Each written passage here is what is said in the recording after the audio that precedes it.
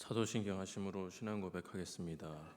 전능하사 천지를 만드신 하나님 아버지를 내가 믿사오며 그 외아들 우리 주 예수 그리스도를 믿사오니 이는 성령으로 잉태하사 동정녀 마리아에게 나시고 본디오 빌라도에게 고난을 받사 십자가에 못 박혀 죽으시고 장사한 지 사흘 만에 죽은 자 가운데서 다시 살아나시며 하늘을 오르사 전능하신 하나님 편에 앉아 계시다가 저리로서 산 자와 죽은 자를 심판하러 오시리라. 성령을 믿사오며 거룩한 공예와 성도가 서로 교통한 것과 죄를 사여 주시는 것과 몸이 다시 사는 것과 영원히 사는 것을 믿사옵나이다. 아멘. 찬송가 292장입니다. 찬송가 292장 부르시겠습니다.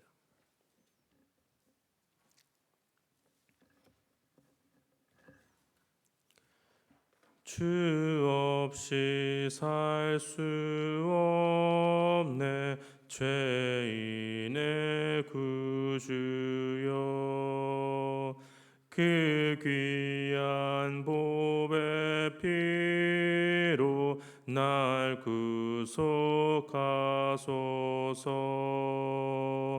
그 주의 사랑으로 흘리신 보혈이 내 소망 나의 위로 내 영광 됩니다. 주 없이 살 수 없네 나 혼자 못 서리 힘없고 부족하며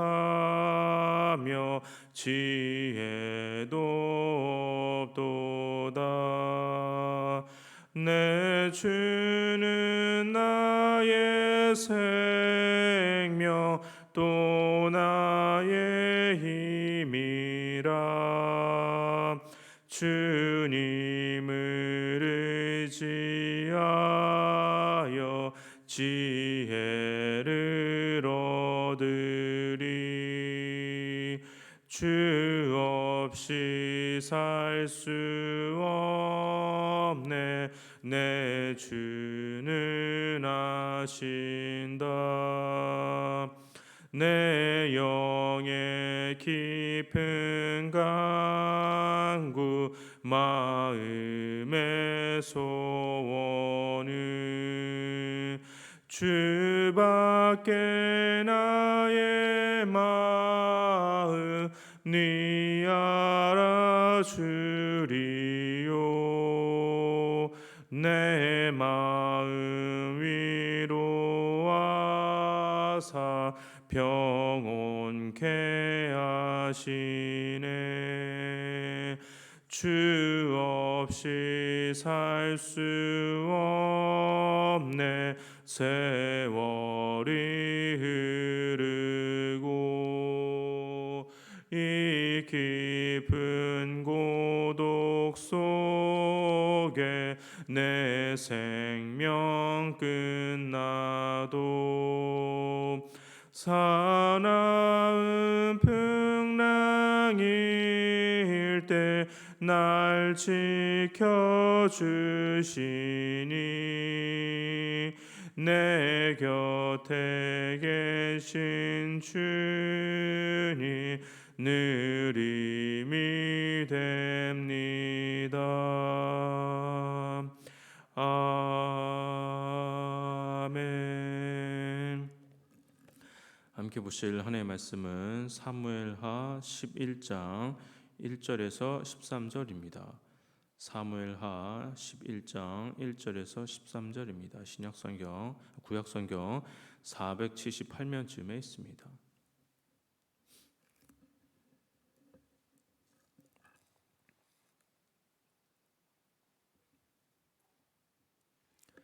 제가 봉독하겠습니다. 그 해가 돌아와 왕들이 출전할 때가 되매 다윗이 요압과 그에게 있는 그의 부하들과 온 이스라엘 군대를 보내니 그들이 암몬 자손을 멸하고 랍바를 에워쌌고 다윗은 예루살렘에 그대로 있더라. 저녁 때에 다윗이 그의 침상에서 일어나 왕궁 옥상에서 거닐다가 그곳에서 보니 한 여인이 목욕을 하는데 심히 아름다워 보이는지라. 다윗이 사람을 보내 그 여인을 알아보게 하였더니 그가 아뢰되 그는 엘리암의 딸이요 햇사람 우리아의 아내 밧세바가 아니니이까 하니, 다윗이 전령을 보내어 그 여자를 자기에게로 데려오게 하고 그 여자가 그 부정함을 깨끗하게 하였으므로 더불어 동침하매 그 여자가 자기 집으로 돌아가니라. 그 여인이 임신함에 사람을 보내 다윗에게 말하여 이르되 내가 임신하였나이다 하니라. 다윗이 요압에게 기별하여 햇사람 우리아를 내게 보내라 하매 요압이 우리아를 다윗에게로 보내니, 우리아가 다윗에게 이르되 이름에 다윗이 요압의 안부와 싸움이 어떠했는지를 묻고, 그가 또 우리아에게 이르되 내 집으로 내려가서 발을 씻으라 하니, 우리아가 왕궁에서 나가매 왕의 음식물을 뒤따라 가니라. 그러나 우리아는 집으로 내려가지 아니하고 왕궁문에서 그의 주의 모든 부하들과 더불어 잔지라. 어떤 사람이 다윗에게 아뢰되 우리아가 그의 집으로 내려가지 아니하였나이다. 다윗이 우리아에게 이르되 내가 길 갔다가 돌아온 것이 아니냐, 어찌하여 내 집으로 내려가지 아니하였느냐 하니, 우리아가 다윗에게 이르되 아뢰되 언약궤와 이스라엘과 유다가 야영 중에 있고 내 주 요압과 내 왕의 부하들이 바깥들에 진치고 있거늘 내가 어찌 내 집으로 가서 먹고 마시고 내 처와 같이 자리일까? 내가 이 일을 행하지 아니하기로 왕의 살아계심과 왕의 혼의 살아계심을 두고 맹세하나이다 하니라. 다윗이 우리에게 이르되 오늘도 여기 있으라. 내일은 내가 너를 보내리라. 우리가 그날에 예루살렘에 머무니라. 이튿날 다윗이 그를 불러서 그로 그 앞에서 먹고 마시고 취하게 하니, 저녁 때에 그가 나가서 그의 주의 부하들과 더불어 침상에 눕고 그의 집으로 내려가지 아니하니라. 아멘. 다윗은 고난과 역경을 이겨내고 늘 하나님과 동행하며 늘 하나님을 그의 삶에서 최우선 순위로 둔 그야말로 하나님 마음에 합한 사람이었습니다. 하나님은 특별한 은혜와 축복을 내려주셨고 다윗의 이름을 높이 세워주셨습니다. 그런데 모든 것이 잘 되고 있던 이때 하나님의 신실한 사람 다윗이 하나님과 사람 앞에서 중대한 범죄를 저질렀습니다. 그는 왜 갑자기 한순간에 신실한 믿음은 온데간데 없이 너무나도 쉽게 죄를 범한 것일까요? 어떻게 사람이 갑자기 이렇게 변할 수 있을까요? 우선 다윗이 범죄하게 된 상황부터 조금 정리할 필요가 있습니다. 다윗은 계속 승승장구하여 주변의 모든 국가들과 전쟁을 하며 승리를 하였습니다. 다윗에게 남은 것은 암몬뿐이었습니다. 암몬도 그냥 이길 것 같은 그러한 느낌이 듭니다. 다윗은 자신이 나서지 않고 자신의 군사령관 요압과 그 부하들만을 전투에 보냅니다. 모든 상황이 잘 되고 있고 굳이 다윗 자신이 나서지 않아도 잘 돌아가고 있는 이때 전쟁 중이긴 하나 다윗은 한가로운 시간을 보내고 있는 것 같습니다. 오늘 본문 2절입니다. 저녁 때에 다윗이 그의 침상에서 일어나 왕궁 옥상에서 거닐다가 그곳에서 보니 한 여인이 목욕을 하는데 심히 아름다워 보이는지라. 성경에서는 다윗의 마음이 어찌어찌하다라는 표현은 없으나 다윗의 마음이 들뜬 듯한 느낌을 받게 하는 표현이 있습니다. 바로 저녁 때에 다윗이 그의 침상에서 일어나라는 표현입니다. 낮잠을 잤는지 아니면 잠깐 졸았는지는 모르겠지만 자신의 충성스러운 부하들과 백성들은 전쟁터에서 목숨을 걸고 싸우고 있는데 긴장이 풀어진 상태로 낮잠을 잔 것은 아닌가 싶습니다. 조금 더 확대하여 생각을 해보면 더 이상 다윗은 이전처럼 절박하지도 않고 치열하게 느끼지도 않는 것 같습니다. 이 전쟁을 하나님의 전쟁이다라고 생각하는지 의문이 들기도 합니다. 더 나아가 다윗은 지금 안일해진 것 같고 교만해지기 시작했으며 무심한 것 같습니다. 나태와 태만은 인간의 영적 감수성을 무디게 하며 죄의 유혹에 쉽게 넘어갈 수밖에 없게 합니다. 그래서 우연히 보았다고는 하나 여인이 목욕하는 것을 보고도 그 상황, 그 자리를 피하지 않은 것입니다. 다윗의 생각 속에 하나님의 뜻을 붙들고 있었다고 한다면 이 다윗의 마음 가운데 하나님과 동행하는 마음이 가득했다고 한다면 어쩌면 지금 이 상황은 그저 해프닝에 불과한 일이었을 것입니다. 그런데 다윗의 마음에 이미 하나님을 향한 충성과 사랑이 조금씩 무너지고 있었습니다. 다윗은 교만해졌고 나태해졌습니다. 하나님을 바라보던 그의 시선은 이제 한 여인을 바라보고 욕망에 사로잡혀 심히 아름답다라는 욕망을 품게 된 것이죠. 사람의 마음이 기울면 행동으로 옮기는 것은 그리 어렵지 않습니다. 다윗은 사람을 보내어 그녀가 누구인지 알아보게 합니다. 그녀는 자기의 충성스러운 부하 햇사람의 우리아의 아내 밧세바였습니다. 그녀는 명백히 남편이 있는 여인이었고 심지어 그 남편은 지금 자기를 위해 또 이스라엘과 하나님을 위해 전쟁터에서 싸우고 있는 장수였습니다. 그런데 욕망의 눈이 먼 다윗은 그러한 상황을 알면서도 그녀를 불러오라고 명령하였고 그녀와 동침하게 됩니다. 그의 머릿속에는 하나님이 없는 사람처럼 행동한 것입니다. 죄를 무서워하지 않고 행동한 것입니다.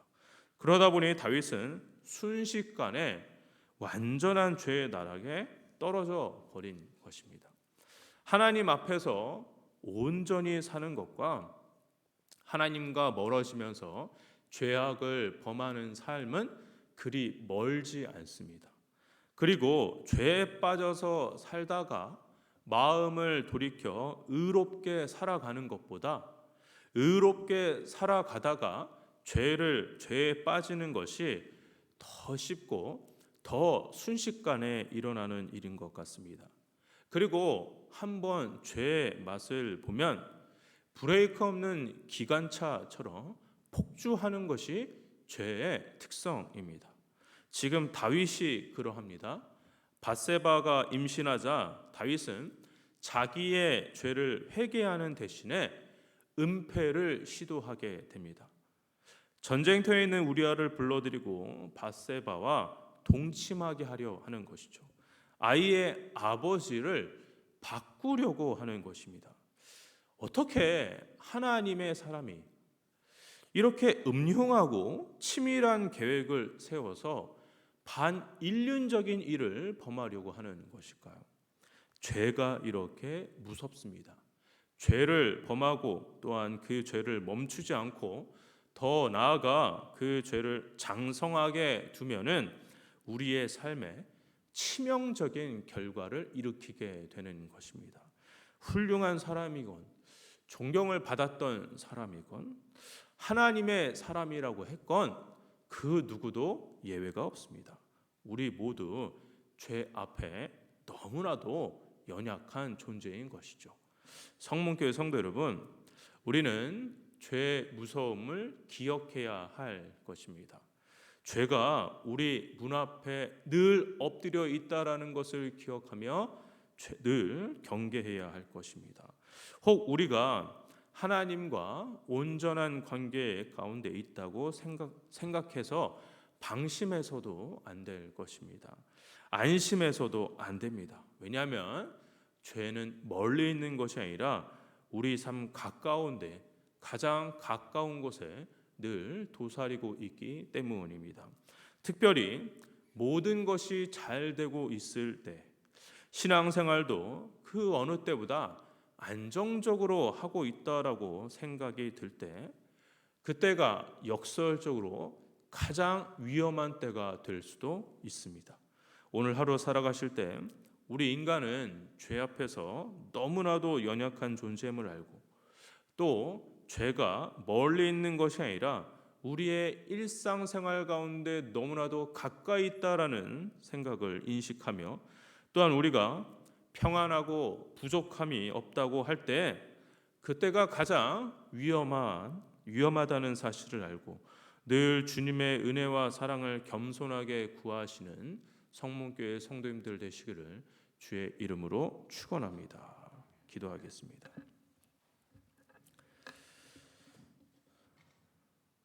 사랑과 은혜가 충만하신 아버지, 하나님과 동행하는 삶을 살았지만 한순간에, 너무나도 순식간에 죄를 범하는 다윗의 모습을 보았습니다. 아버지, 그 어떠한 사람이라고 하더라도, 훌륭한 사람이라고 하더라도, 신실한 사람이라고 하더라도, 하나님과 늘 동행하는 삶을 살았다고 하더라도 죄 순식간에 넘어갈 수 있음을 우리가 기억하게 하시고 늘 경계하는 삶을 살아가게 하여 주시옵소서. 죄가 멀리 있는 것이 아니라 늘 우리 일상 가운데 있다라는 생각을 알게 하시고, 늘 죄를 멀리하며 주님과 늘 동행하는 삶을 살아가는 우리 모두가 되게 하여 주시옵소서. 감사드리고 예수님의 이름으로 기도합니다. 아멘. 하늘에 계신 우리 아버지여, 이름이 거룩히 여김을 받으시오며 나라의 임하옵시며 뜻이 하늘에서 이루어진 것 같이 땅에서도 이루어지이다. 오늘날 우리에게 일용할 양식을 주옵시고, 우리가 우리에게 죄진 자를 사하여 준 것 같이 우리 죄를 사하여 주옵시고, 우리를 시험에 들게 하지 마옵시고 다만 에게서 구하옵소서. 대개 나라와 권세와 영광이 아버지께 영원히 있사옵나이다. 아멘. 들으신 말씀 기억하며 같이 기도하도록 하겠습니다. 첫 번째입니다. 우리의 삶에 죄가 가까이 있음을 알고 늘 주의 은혜 안에 거하며 죄를 경계하는 삶을 살아가게 해달라고 기도하시기 바랍니다. 두 번째입니다.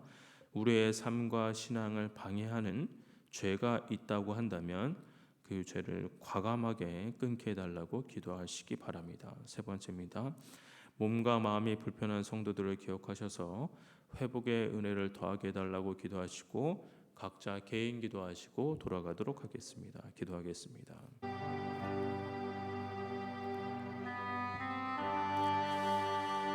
사랑과 은혜가 충만하신 아버지, 우리의 삶 가운데, 우리의 일상 가운데 죄가 너무나도 가까이 있음을 말씀을 통해서 바라봅니다. 아버지, 우리가 늘 죄를 경계하는 삶을 살아가게 하여 주시옵소서. 아버지, 어떠한 사람이라도 죄 앞에서